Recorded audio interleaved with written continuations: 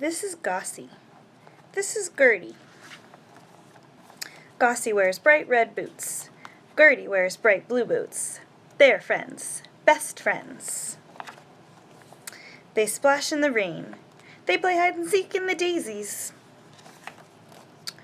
They dive in the pond. They watch in the night. They play in the haystacks. Gossie and Gertie are best friends. Everywhere Gossie goes, Gertie goes too. "Follow me," cried Gossie. Gossie marched to the barn. Gertie followed. "Follow me," cried Gossie. Gossie sneaked to the sheep. Gertie followed. "Follow me," cried Gossie. Gossie jumped into a mud puddle. Gertie did not follow. "Follow me," shouted Gossie. Gossie followed a hopping frog. "Follow me," shouted Gossie, but Gertie followed a butterfly.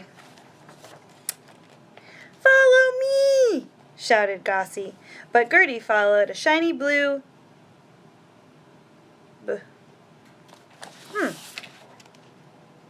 Wow, that's a tricky word right here.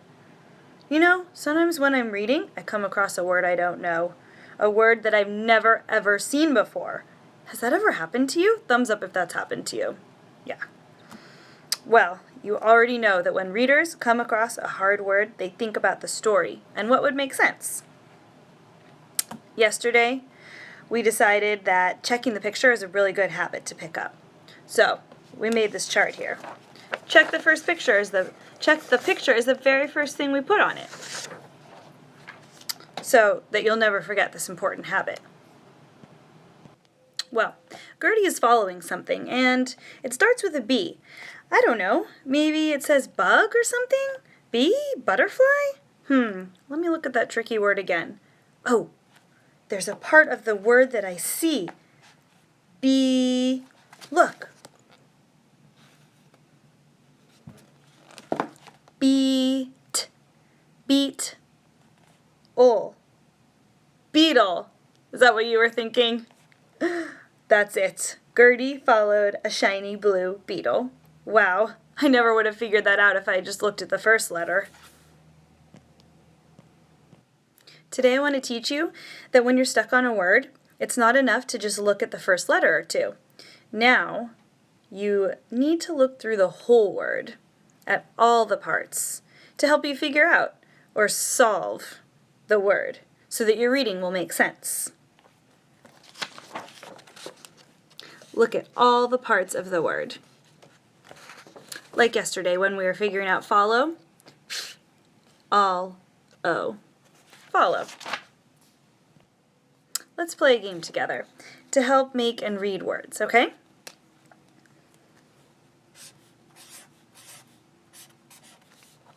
What's this word? Look.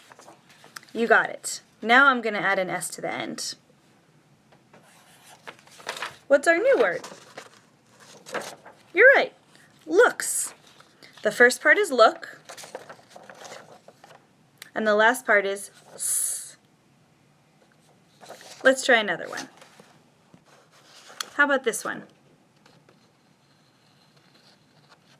Plays. Do you see the two parts? Play, s, plays. If you know the word play, you know s. You can put it together to make plays. Do you see any other parts you know? Maybe A, that the AY makes the A sound, or pl, the blend pl, that PL makes the pl sound. There's lots of ways to break this word into parts that you might know. Let's see if you can tackle the next challenge. Thumb up if you're ready.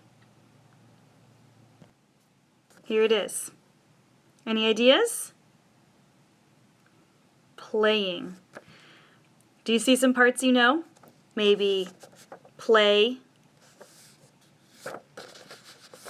ing, like running, jumping, swimming. You see that pl again, and the A. Great. playing, playing. When you first see this word in a book, you might be like, oh my goodness, that word is really long. I only see p. But just look really closely. You might see other parts you know that you can put together. Right now, you try it.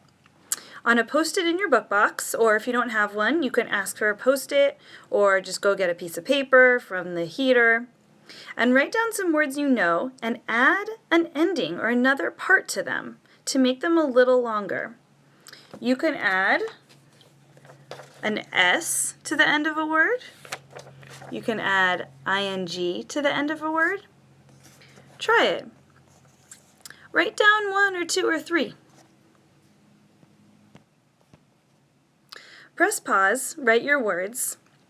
Go show them to a reading partner, or Miss Deirdre or Miss McCarty, and then come back and press play again. So readers, from now on, remember that whenever you get stuck on a tricky word, it's important to look across the whole word, checking all the parts to figure out what the word says. You can use everything you know about letters and sounds, just like the work you do during word work. You can even use other words you know, like the ones on our word wall, to help you solve the tricky words in your books. So off you go. Time for independent reading.